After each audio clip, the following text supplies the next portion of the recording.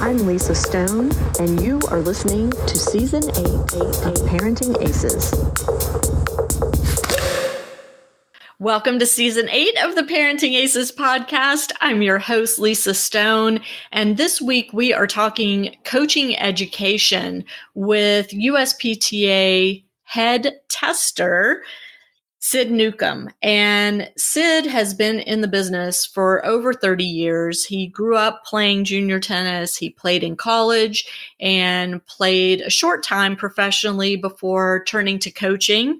But Sid has a really unique perspective on what's going on with coaching education in this country, what the USPTA's role is, and now that the USPTA and USTA have formed a partnership, what changes we can expect to see in the coming months and years in terms of the knowledge and the expectation that our tennis coaches are expected to have. So I'm really excited for you guys to hear this episode. Sid was very candid in his assessment of what's happening with coaching education here and what needs to happen to move U.S. tennis forward. So hopefully you guys will get as much enjoyment out of the conversation as I did.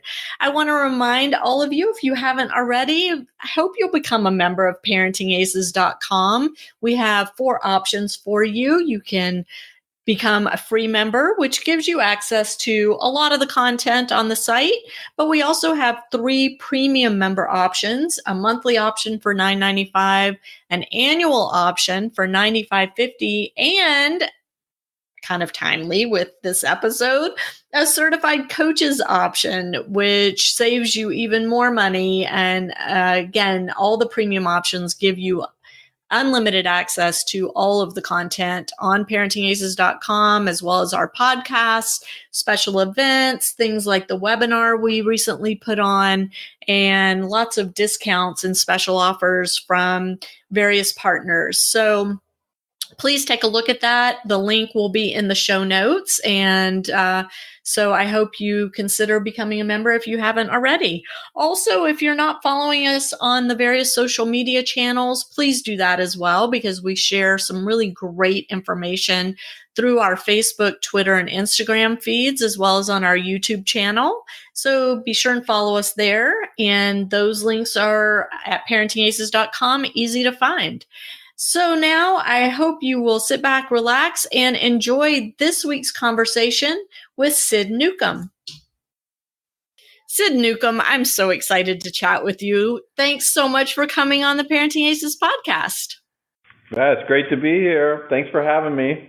So since you're a first timer with us, I'd love for you to give our audience a little bit of your history in tennis. Did you play as a kid? Did you play in college? What are you doing now?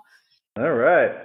Well, heck, that's a long story because I'm old. But anyways, when I was 10 years old, my family moved to South America, to Chile. And guess what? They didn't have any American sports that I was playing as a 10-year-old. They didn't have basketball or football or baseball. They had soccer and tennis and rugby. So that's when I started playing tennis on the red clay. And I fell in love with it. My parents played a little bit, and we joined a club there, and that's where it all started. And I also learned Spanish without even realizing I was learning it. And funny enough, every job I've had has either to do with because I'm fluent in Spanish or because of tennis. And both of those started at age 10 in South America, Santiago, Chile. Isn't that strange? Wow, that's awesome.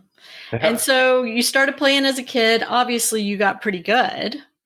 Yeah, I got pretty good. And then, let's see, lived there for 3 years. And then when I moved back to the States, I also continued playing other sports. I just love playing sports. So in high school, I played tennis in the summers, and then I played on my high school basketball team and my high school soccer team. So I was never just fully devoted to tennis throughout the juniors, but I did well enough to have, I lived in Michigan where I graduated high school, had sectional rankings, and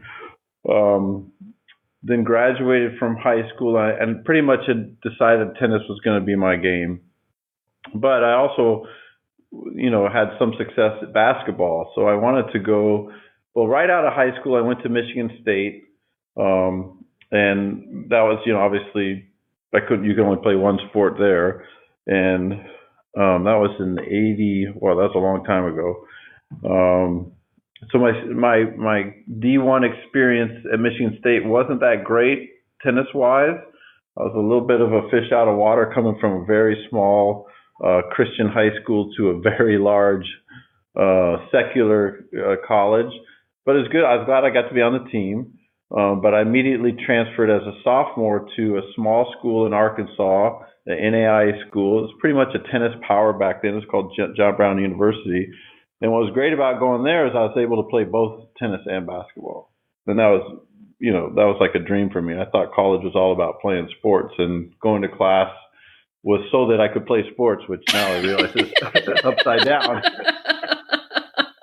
Well, the tennis has served you well. It's okay. All right.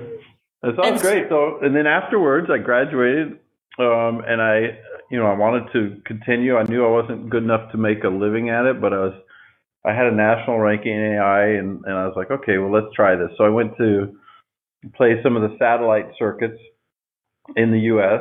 And that back then it was tough. It's tough now to get a point, but back then those days you had to play 3 segments just to get to what's called the Masters, and that's where you could win your first ATP point. So unfortunately, I did okay. I won some matches in some of the segments, but I never won a match where I'd get a point.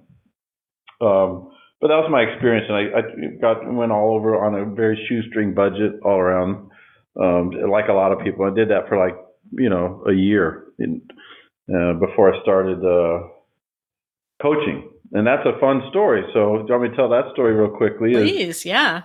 I was in Austin, Texas, at a satellite stop, and I'd already lost, as I, did quite frequently.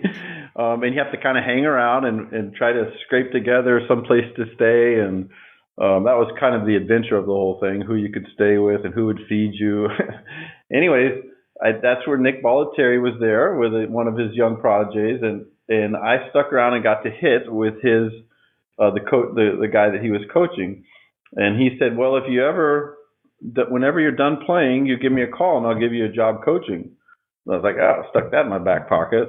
And like a week later, I said, man, I could really use getting a job. So I called the Nick Bollettieri Tennis Academy in Bradenton. This was right before it was sold to IMG. It was still just his thing. And I said, hey, Nick said I could have a job. And they're like, who are you? Hey, Nick's in Rome or something like that. So I had to convince him, no, I really did meet him. He really did that. So anyways, long story short, that's where my coaching started. Down in Bradenton. And you haven't looked back since. Only job I ever had. I worked for Nick for 7 years. It was in transition when they sold it to IMG. Most of those years I was in Europe as the academy startup pro. So I had a lot of experience at coaching in different cultures. And let's see, the places I spent over a year at, and then I'd go to the next one. I started in Belgium, Brussels, Belgium, and then Hanover, Germany, and then just outside of Paris in France, and then London, England. So those 4 stops over a 6-year period. And while I was in England, I had my first child, and I realized quickly that being 30 weeks a year on the road was not conducive to the kind of father I wanted to be. So that's when I entered into the club business. And I came back to the U.S., found a job at a beautiful club in California, and spent 20 years there. Oh my gosh, who knows, I would spend my entire life, raised all my children there, 5 children with my wife, until recently. 3 years ago, the USPTA decided to move their headquarters to the national campus to be closer with our allied partner, the USTA, and really try to get things right in terms of coaching and national governing body and all that stuff. And during that time, they said, hey, we need someone to oversee this whole testing and certification area. And that's when I came on board at the national staff. So I moved to Orlando, Florida, just not even 3 years ago. Wow, that's a big move from California. Yeah, really big move. And Yeah. culturally, who knew that in one country we could have such different cultures? Sure, sure. So now you're with USPTA. You oversee the testing for the coaches Right. at all levels of the sport. And I think what's so interesting about this for the Parenting Aces audience, or potentially interesting, I think it's interesting, is you're really involved in what our coaches are learning, and when they're able to put that USPTA behind their name and call themselves a certified coach, which, at Parenting Aces, I've been promoting for several years now, that when families choose a coach for their child, that it needs to be somebody that's got that certification.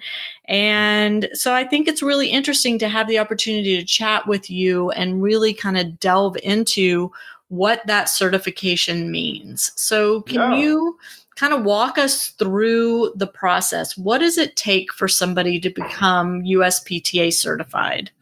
Absolutely. I would love to walk you through that process and for the audience. And also, as I'm describing sort of the process and the values of the education, is that most of our children that go through the college tennis experience don't come out the other side playing on the pro circuit.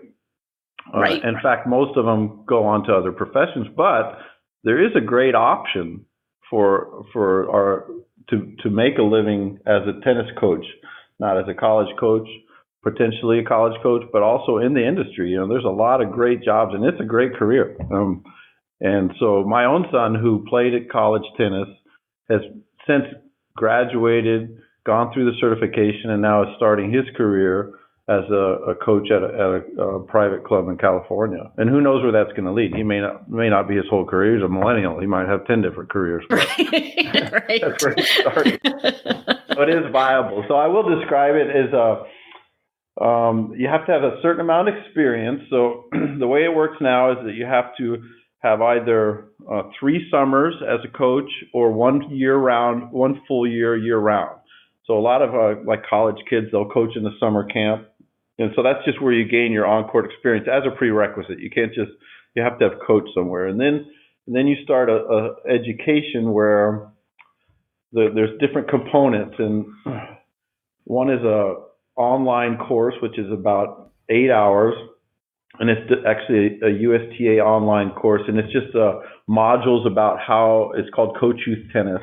And it's a basic instruction about how kids develop, how to coach them on the court when they're red, orange, and green. And that's one of the requirements. So besides your experiential hours, which are 3 summers or 1 year, you have to take this 10-hour course, which is called Coach Youth Tennis. And then you have to take another, what's called Professional Tennis Coaches Academy, another form of education, which is either face-to-face or online. You can choose that.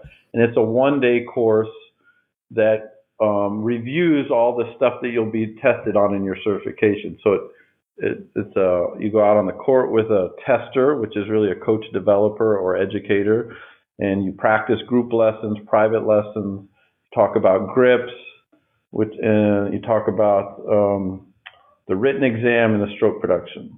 So that's the required elements. Oh, what's new also this year is every USPTA coach has to be safe play and background checked as a requirement before you can even be certified. So that's a new thing in today's day and age that I think is just super important for an organization such as ourselves to say all of our coaches are required to do this and to pass a background check, and it just adds to sort of the credibility for coaches working with kids, especially with all the stuff going on.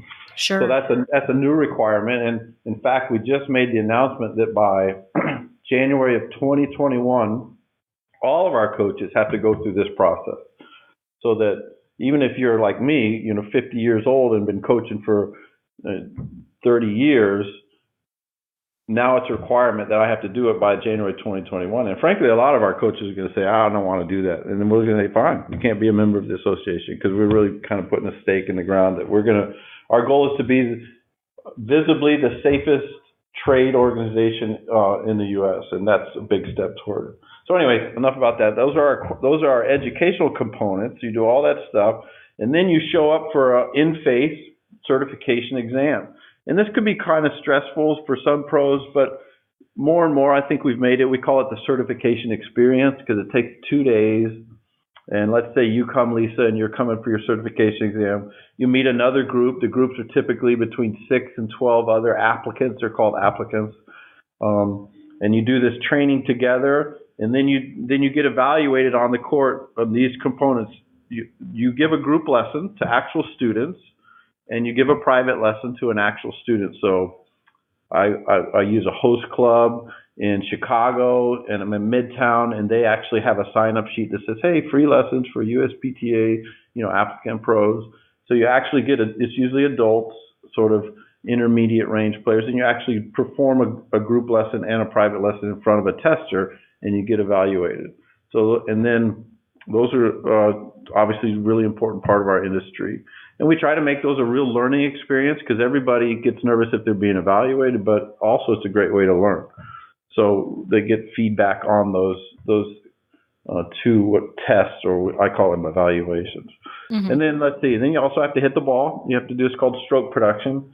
You have to hit the ball cross court with topspin, down the line with underspin to targets. There's actually ropes on the court. And you have to meet a minimal standard of that's called your kind of playing test.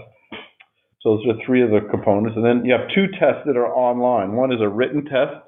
It's 80 questions, and it's kind of basic about some rules of tennis. There's a section on sort of the NTRP, kind of UTR, kind of rate how players are rated in the game. There's a little section on strategy and tactics.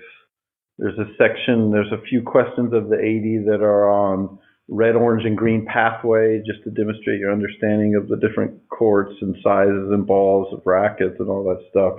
There's some questions on equipment, like gauges of string, stiffnesses of rackets, speed of courts, clay court, grass court, hard court. Just kind of demonstrating that you've gained some knowledge in the industry as a tennis professional. So that's the written test. And then there are also 2 grip exams in this. For example, they're multiple choice, and you'll be taking this thing online, and it'll show a picture of a student holding a certain grip, and you have to be able to identify that grip. That's a semi-Western grip, and then you have to be able to list 3 advantages of the semi-Western grip is that you can hit topspin, it's good for disguise, and it's good for high balls. And then disadvantages of this grip is that it's hard to hit slice. You have a big grip change. So it's just a knowledge of the different 7 different grips.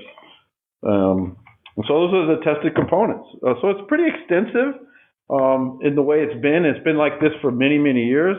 And interestingly enough, it's changing as we go through accreditation, which is a whole nother topic. I'm not sure if we want to get into that, but I'll leave that with you. What questions, Lisa, do you have for your audience just out of that description of our process? Well, so what's interesting in listening to you talk about what these coaches are tested on is it sounds like it's pretty technical. I didn't hear anything about developmental pathways or college recruiting or understanding the junior competitive structure or anything about off-court fitness, nutrition, and the mental side of the game. So right. I'm curious if those are components that are going to be added or, so one of my big gripes about coaches in general, and this is very general, okay, because obviously there are many, many exceptions, is they don't have an understanding of what it takes for a player to go through the junior development process and be eligible in terms of ability to play college tennis at the level they desire to play. So, which is why Parenting Aces exists, right? I started Parenting Aces because nobody could help me help my kid reach his goal of playing college tennis. They couldn't tell us what tournaments he should be playing, what his ranking needed to be, how to navigate to get him to the highest, national tournaments and, those kinds of things. And so I'm wondering if you see that as something that is USPTA's role, should be USPTA's role, et cetera. That's a great question. And I will say a couple of things. You're right on the actual testing part to get your certification is limited to those sort of areas that you identified, sort of the rules, the technical, the grips, the stroke production. There's some tactics that you show. How to teach a lesson is super important. But what it doesn't evaluate, which are equally as important in terms of long-term development, are exactly those things. The pathway, the competitive pathway versus recreational pathway, nutrition, athleticism. All those things are not a tested component. Now, once you're a certified member, you have a continuing education requirement, which is not very hard, to be honest with you. It's only 12 continuing education credits every 3 years, and we're talking about ramping that up. But during your continuing education, there's, of course, all kind of education on those things. It's just not packaged as part of certification. So I agree with you. I think there's a huge gap in what the teaching pro offers to a family in terms of juniors and what the family needs in terms of a pathway. It's almost hit and miss. And I'm with you. I navigated it going, just asking people. Now, we had a coach that also went through the experience. So it's, that's what you look for. Well, how'd you do it? And then you ask 10 people how they did it. But no one's ever put it together except for maybe, what you're trying to do is like, this is how you navigate this. But it's not part of the coach's certification. It is part of the education that a coaches can choose to receive. But right. I think there's a demand for. I think the governing body, the USTA, has a ton of resources. It's just not really packaged to show someone, here's how you can go about it. It's almost like you have to grab randomly. Well, part of the issue, and it's interesting that we're having this conversation right now because I just hung up the phone with a journalist asking me questions about junior development and wanting, hard answers to his questions. And as I said to him, that's the beauty and the curse of our sport is there's no one answer to any question in tennis, right? There's no one pathway that works for every single player or every single family.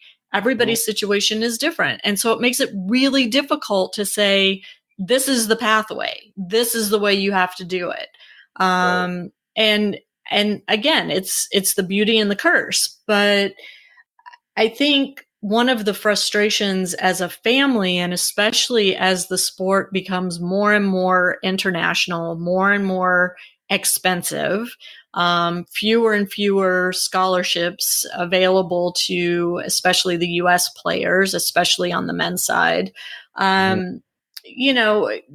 There's this level of expectation that if my family hires you to coach our child, that you're going to be able to guide us. And in many, many cases, that's just not the case. The coach doesn't have the knowledge or experience. So, one of the things go ahead. No, go ahead. I was thinking, or the expectation. So I think of myself as a young coach, I'm so centered on, and even the coaches that work for me when I was director of tennis at a club, that they're really, they're good at what they do when they give a lesson or when they run a junior practice or the competitive whatever, but they're just focused on getting paid and making a living. And so, you'd have the same coach that gives a private lesson to a young girl from age, 12 to 18 when she started getting serious about tennis. And then she graduates high school and she doesn't end up playing in college. And the parents are thinking, what did I just invest giving her lessons with you for 6 years? And then the coach, I've seen it, the coach goes, oh, I didn't know you wanted to play college tennis. So it's like, well, and then the parents are like, well, I'm doing a major eye roll here. I just want you to know. So I think that's our lack of the industry saying, hey, coaches, if you have a regular student, and a lot of us do, a lot of us have students that we work with, maybe not 6 straight years, but on and off again for, the bulk of their formative years, we should say with the parents early on, or at least sometime in the process, okay, what's our plan here? What's our expectation? And then develop and instead of just focus on, oh, I have a private with Lisa at 3 p.m. And then the next week, oh, I have a private with Lisa at 3 p.m. And then all of a sudden you're, 2 years down the road and yeah, Lisa's improved, but she didn't have a practice plan. She didn't have a nutrition plan. She didn't have a fitness plan. So she's just improved by the 1 hour a week that you've given her instead of how much she could have improved if she had an entire plan saying, at the end, I'd like the opportunity to see if she has enough God-given ability or whatever to see if she could play college tennis. Mm-hmm. And then you're like, oh, holy smokes, I got to do more than give her a lesson a week. I might have to bring in other people. But anyways, I think that's sort of this communication. Sometimes you think, oh, the parents are just dropping the kid off because they want their kid involved in tennis. And then 6 years later, you got nothing to show for it. Well, I gave her a lesson. I gave her a great lesson, every week for 6 years. Right. And for some families, that is the expectation, right, for sure. It's a way for the kid to get outside, have exercise, learn a skill that she's going to be able to carry into the rest of her adult life. I mean, and those are all huge, huge benefits of the sport. But for the families that are committed to the sport in terms of college and maybe even beyond college, it's interesting to me that the certifying organizations really are not training the coaches to handle that. The onus is then on the coach once they become certified to gain the education, knowledge, experience, maybe through mentors or other methods to be able to service the family in that way. And, I think for me, and this is where I have an issue, I want to, of course, tell families you need to insist that your coach be a certified coach through one of these organizations.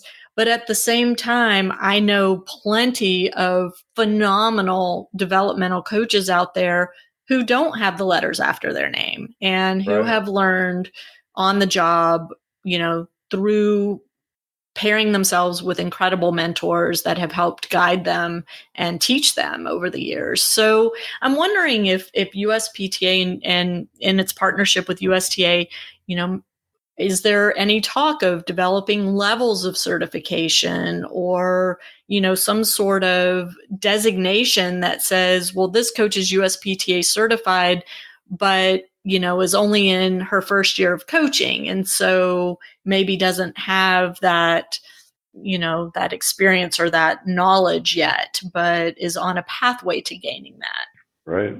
Well, that's a super good point. And that's when I alluded to earlier, this accreditation. So we are really just rolling out, and this is why I took the job, because I saw this exciting, real paradigm shift. Probably the biggest thing, and I've been in coaching now in the U.S. for a long time, 27 years. This is the biggest news, is that the national governing body, the USTA, says, look, we have to raise our standards. And to do that, we have to have better and more knowledgeable coaches. And so they looked to the USPTA and said, okay, you have these standards, but where are we getting? They're seeing the holes just like you are, and just like your parents are, just like, wow, these are. And so actually, this is, instead of talking about, there's actually stuff being done, which is monumental. So what's happening now, and I alluded to sort of the safe play, and those are kind of outcomes of this agreement. But as an organization that is accredited by the USTA, starting in 2021, the pathway I just described about how you become certified is a monumental shift. And it's starting, if you're an applicant, so let's say you come out of college, let's say you have my experience, you play college tennis, you love the sport, you dink around on the pro tour, but you can't make a living at it, so you're going to coach. So you're coming into the industry as an applicant starting in January of 2021. You're going through a pathway that includes 1,500 hours before you receive your certification. So this is going to take us from, if you just put on paper sort of our required education and our required 3 summers or 1 year, that kind of thing, this is going to take us to like the leaders in the world industry instead of the minimal. Right now, we're probably the least amount of shown education before you can be certified. So starting in 2021, we're going to have lot more checks and balances for someone's career. So they're actually going to be coaching, like you said, at a club or at a Parks and Rec or for a team while they're members of the USPTA working toward their professional certification. So they may not, so yeah, it's definitely going to raise the standard of an incoming coach, because right now you just get coaches that get certified, and some, like you said, tons of good ones don't, because they say, well, I'm already better than this person.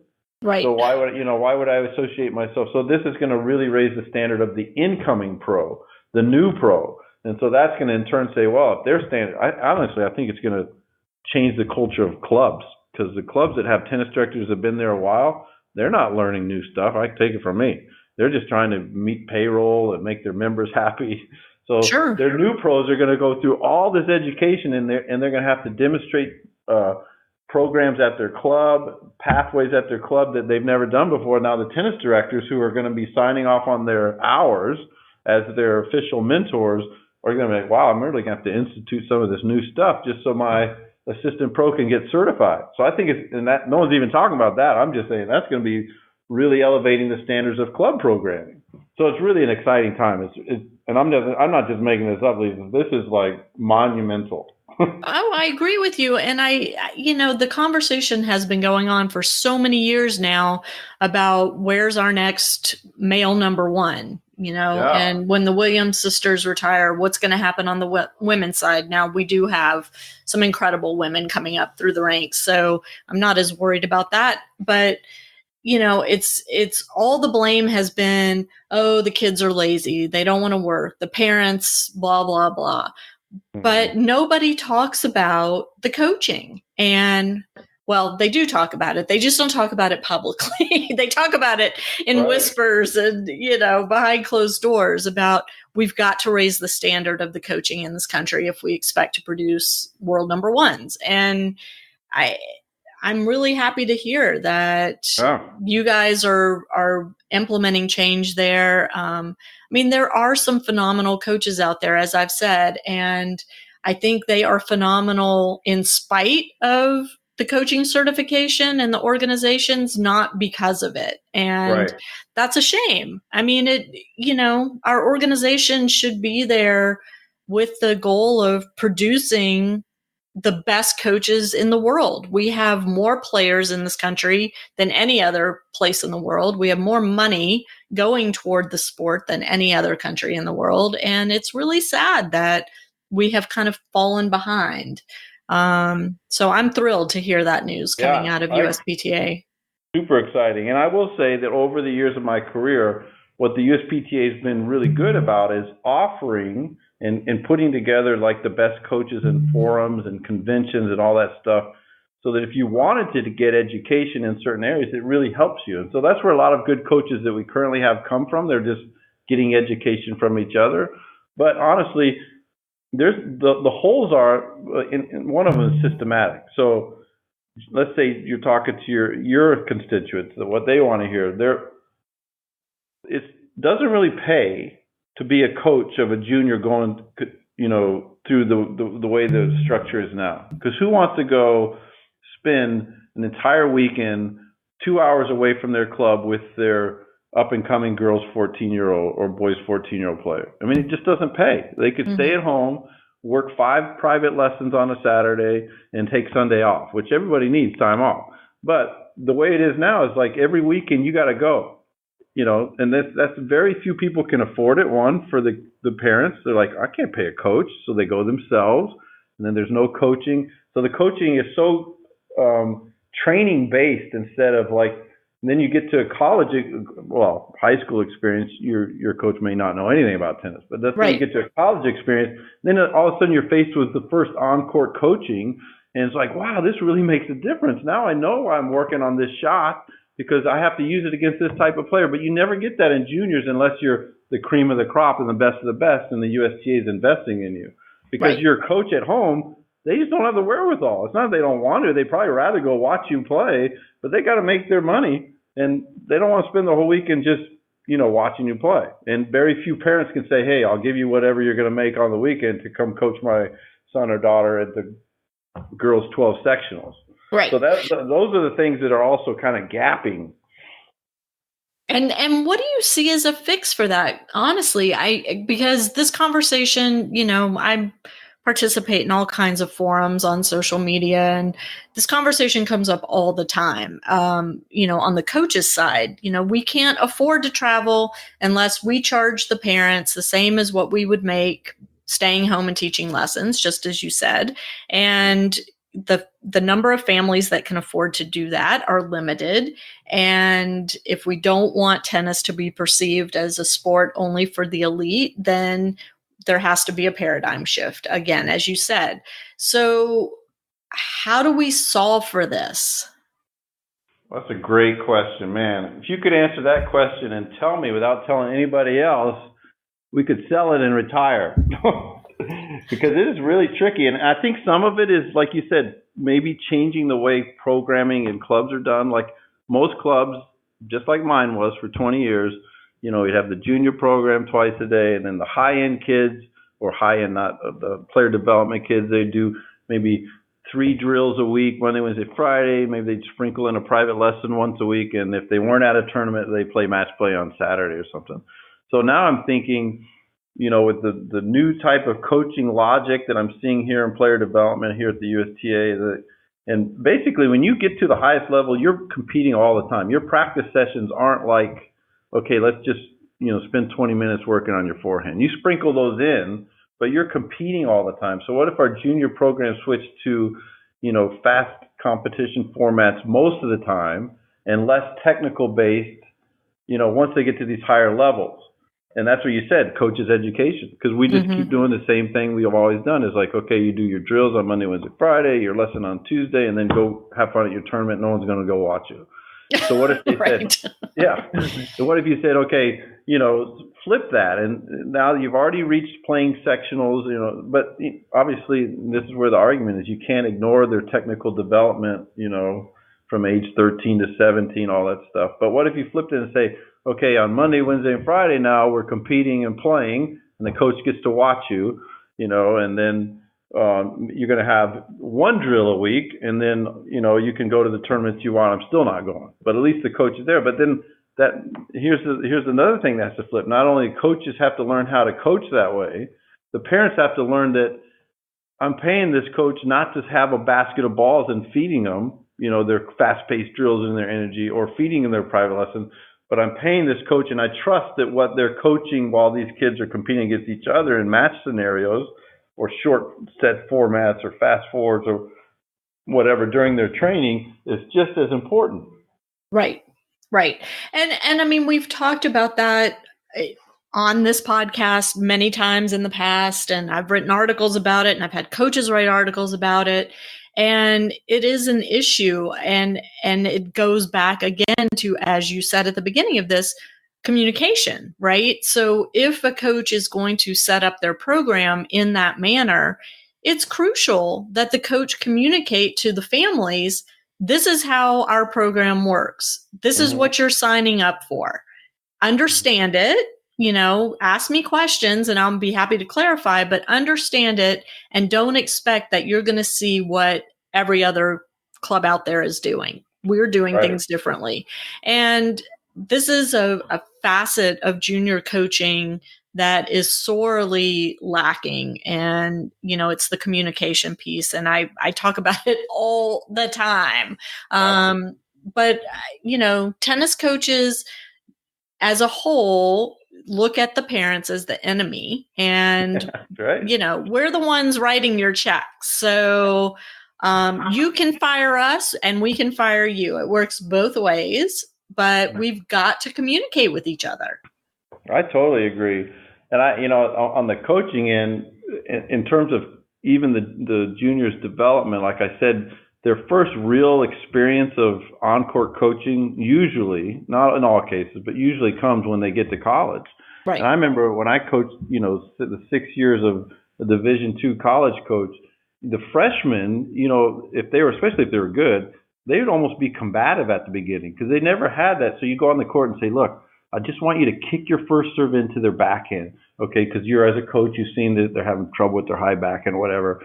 And the top kids, their freshman year, especially in the fall, in the tournament season, they'd argue with you. It's like, I never do that. I always go big on, at 30. I was like, wait a minute, because and so they're not used to having someone coach them while they play matches. Maybe a debrief after, because the USTA rules are set up like that. And it's so valuable to have a coach during match play give you immediate feedback tactically, because most kids they're not thinking about their opponent. They're thinking about themselves.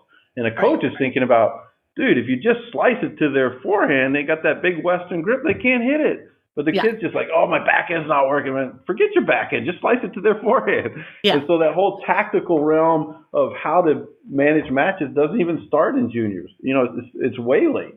And so I think if you incorporate that in your junior program and get away from the basket, say, this is not just a drill. We're going to just match play 3 days a week, in whatever format it is. And so that we can do this tactical stuff, it might be the next step, but someone's got to do it and produce a champion, or else no one else is going to fall in line, right? Right. The same thing. Yeah, but I mean, when you were coming up in junior tennis, when I was coming up in junior tennis, we played matches all the time, not just at tournaments. Yeah. I mean, we played matches, at least sets every single day.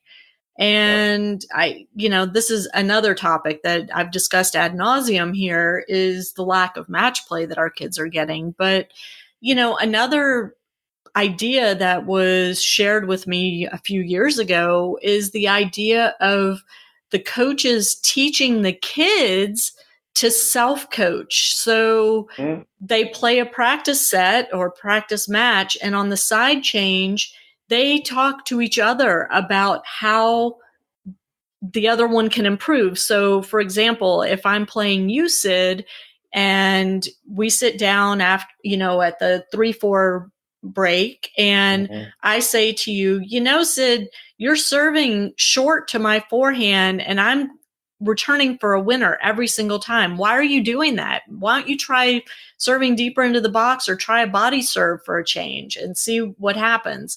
And you say to me, Lisa, when you're serving, you're dropping your head, and that's why you're double faulting so much. Why don't you try keeping your head up for another split second and see if that helps?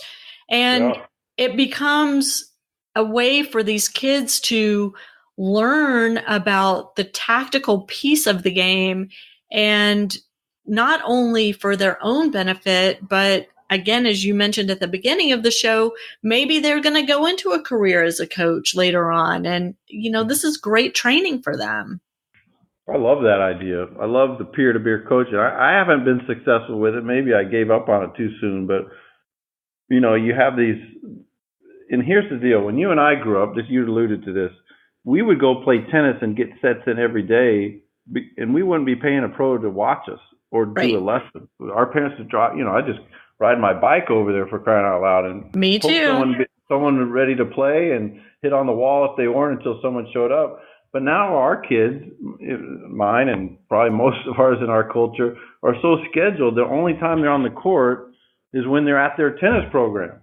And when, get them to go play extra sets, that means they have to get away from their screen or whatever. So it's, how do you get, that, I think that ship has sailed, where they're going to play sets on their own. Right. I mean, maybe not, but I think for the majority, they're only going to show up to tennis when it's their time. And unfortunately, that's the time when their parents are paying for them to be there with a coach. So I think that the shift has to come with, okay, coaches, we don't get those 10 sets a week that they're, kids in the 70s and 80s playing with. So how do we get that built in so that, they're learning their tactics along with their technique? I don't know, maybe peer-to-peer coaching. I mean, that's a great idea. I know. I loved it when it was presented to me. And I also have to say that, the onus is on the parents as well, because if we get together, we parents get together and say, hey, 2 Saturdays a month, the first and third Saturday of the month, unless it's a huge tournament that we all are going to play, we're going to not play a tournament, and we're going to bring our kids to the park or the club or wherever. And, on Saturday, I'm going to bring the pizza so they have something to eat for lunch in between. And on Sunday, you're going to do it. and we're just going to let the kids play sets. They can play singles, they can play doubles, blah, blah, blah, the whole weekend. And, wouldn't that be awesome if we got to that place? Oh, man. I have suggested that a million times. I don't know, listeners, if you are doing that with other families in your community, please, please, please let me know. I want to have you on the podcast to talk about it because it's so simple and it's free. I mean, well, you may have to pay for court time, but that's nothing compared to what travel to a tournament costs or what a lesson costs. I totally agree. And not only that, the chance, if you can get your kids, even the kids that are playing sectionals, the ones that are going to college to play, if at a young age you can build into their life tennis where success is defined differently than wins and losses, then it becomes much more powerful in their journey of what a win means and what a loss means. Because right now, most kids that I see, they're coming through the high, development tennis, their only definition of success is wins and losses. And that's both, I think, from a personal development, I think that's detrimental or can be. And secondly, they're either going to leave the game or become really, really good at it. There's no, and that's another why we have a lot of people leaving this pathway of development is because, well, the only success is wins or losses, and I'm just not quite going to get there. And there's so much more to that. And if you could spend a Saturday with, 6 kids in your area that all play junior tournaments and just play, hey, go play a set or go play fast 4 against 4 different people. Yeah, of course you keep score. Of course you try to win. But afterwards, we're just going to, whatever you do, have the barbecue, or we're just going to, take off and say goodbye, whatever it is. But it's not, no one's going to say, okay, did you advance? What round did you get to? How'd you do in the back draw? Because for that few, 2.5 hours on Saturday afternoon, success is defined just by playing. Oh my gosh, I think that would be a huge win in junior tennis. Me too. And so how do we get coaches? Because if the coach isn't there, the coach isn't getting paid. So a lot of coaches see that progression as having a negative impact on their ability to have a career in the sport, right? Right. And so that's the conflict. The coaches don't encourage that type of activity because it doesn't put money in their pocket. And somehow we have to find a solution that works for the coaches and for the families. I agree. I think that's a key. And I think maybe with our new pathway of development, coaches will find, they have to be able to make a living for what's beyond just their immediate lessons and their immediate program. It's like when you're a tennis director, the number one job you have is member satisfaction. And so your budget can lose money in some areas if it makes your members happy. I think we have to have that coaches framework on with the people they're coaching, especially their juniors.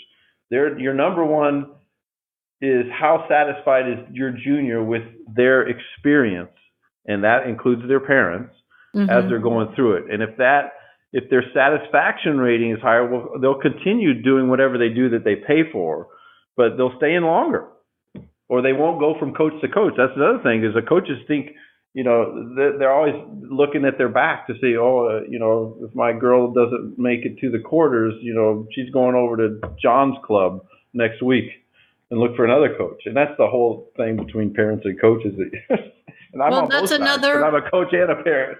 Right. But I mean, that's another piece of the communication, right? Yeah. Is there has to be the communication between the coach and the parents about how much to weight wins and losses and how much to weight the process of development, the pathway that the coach has laid out for this particular player. And again, getting back to what these coaches are tested on in order to become certified, that's not part of it. They are not tested on developing a pathway for a player. And to me, that needs to be part of the education. And maybe, I don't know, I'm just throwing this out there, Sid, but maybe USPTA needs to include a specific certification for those coaches working with junior players versus adult players, or competitive players versus recreational players? And of course there's crossover there, but it's very different, as you alluded to, when you're coaching somebody like me who's just playing league tennis just to get outside and hit tennis balls and get exercise and satisfy her competitive spirit, versus a kid who is working to be number one in the country and, get recruited. Yeah. So I will forecast. I talked a little bit about our new pathway to certification, that the specialties that a coach can choose as they begin to get closer to their certification. So there's going to be a specialty in junior development, a specialty in adult rec players. So there's going to be some more specialized education as you move toward your level of certification, going on this 1,500 hours. And so that's another exciting thing. It's still going to be general enough for that you take a young coach that's not sure where their specialty should be. It'll be more like in college. You kind of have general ed classes, and these, like a liberal arts college, I should say. And these apply to all of coaching, basic nutrition. I'm so excited about how much stuff we're going to have our new applicants learn. And they'll be members of the USPTA. They just won't be certified professionals, but they'll be members because it's going to take a while. They're going to be out of college or wherever they are in their career stage. Maybe even we have a ton of pros in the association that this is their second job. They teach weekends and evenings, and so it might take them 2 years to get through this certification, but they're still members of the association as they're learning this stuff. And I'm telling you, it's so exciting to think of. I said in a meeting of this last week, I was like, man, I wish I was starting over, because the stuff that you get a chance to learn as your elective, like, wow, I'm going to learn the nutrition for junior development. Holy smokes, that's a whole series of courses online I'm going to learn. So there's a bunch of courses that are face-to-face, and then a bunch of them that are online, because 300 hours have to be not on-court experience of the 1,500 hours. So, that's what I said. It really is a paradigm shift, and you're going to start seeing more of it. In fact, this week the NCAA's start, and Tennis Channel is going to air our first joint ad with the USTA National Governing Body and the Accredited Association, the USPTA, start forecasting, because we really want the problem with our association and with other certifying associations, we've never influenced those that hire. So sure, some clubs say, oh, you have to be a member of this organization, because we need your insurance. But they never really care. They don't even know if you're a country club and you're golf driven, you really don't know. The general manager says, hey, just take care of tennis. They don't know who you're certified by, what that means, what the levels mean. But now we're hoping with our being accredited by the national governing body, we'll start influencing the people that hire coaches, and that will say, okay, now our standard, you have to have one of these USPTA coaches because their standard is that much. They're putting this much into their education. So it's certainly, Lisa, not something that's going to turn overnight, but I can categorically say that this is the biggest shift in coaching in the U.S. in terms of club pros, parks and rec, the most of us, the 90% of us pros, this is the biggest shift in my entire career. And I've been in it like 30 years now, almost 30 years. So it really is exciting. And it's all about the education, not so much about what numbers after your name or whatever, because you have to go through the education just to get there. Super cool. No, I think it's amazing. And I think it's a really big step for tennis in this country. I think it's going to be really fascinating to watch, the kind of unfolding of coaching development. We talk all about player development, but now we've got coach development, and how cool that there's going to be a focus on that. And I'm very hopeful that that's going to mean that the level of coaching, the quality of coaching in this country is going to climb exponentially over the next few years. I hope, Sid, that, we can do this again, maybe in 6 months or, and kind of check in and see what's going on. And, maybe, one of the coaches that's kind of getting started with their certification process, maybe will join us on a podcast and talk about what that looks like. I think there's a lot of potential here. And again, I'm really thankful to you for coming on and sharing with all of us what's happening from the coaching side, because this has been kind of a sore subject with the Parenting Aces audience. So I like that you and I are on the same page here. Absolutely. And I'm a parent first and foremost, and I navigated this whole scene of what do you do with your kid? How do you get him into college? Which school? What level? And it wasn't easy. And I'm a tennis pro, so I understand these gaps. And maybe even part of our elective courses, because we're developing them now, could be from a parenting angle. You could take these courses on how. You got to help me develop this curriculum because I'm getting excited about it. I'm in. Yeah, I think that would be awesome. Well, any last words you want to leave us with? Because we're coming to the end of our hour here. Well, thank you very much for having me. I love that parents can listen in and get some encouragement, some feedback, and see ideas that you agree with or disagree with. The USPTA, we're making a huge effort in this. So and we know that we have a long way to go in raising, but that's our mission statement, is to elevate the standards of tennis coaches. And so we're going for it. And this is new stuff, and it's exciting. It's not going to happen overnight, but we're working hard at it. So that's the last word I could say about it. Well, that's awesome. Sid Newcomb, thank you so much. And to my listeners, thank you so much for tuning in. And we'll catch you next time on Parenting Aces. I'm Lisa Stone, and you've been listening to the Parenting Aces podcast.